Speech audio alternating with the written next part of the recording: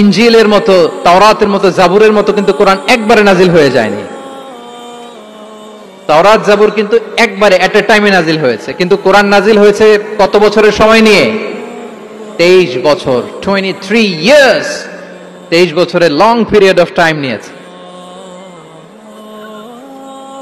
গারে হেরাতে প্রথমে শুরু, মক্কা থেকে প্রায় 10 কিলোমিটার উত্তর পূর্বে, 634 মিটার উঁচু, দ্য মাউন্টেন অফ কেভ। প্রথমে নাজিল হলো ইকরা বিসমি রাব্বিকাল্লাযী খালাক, read in the name of your lord who has created.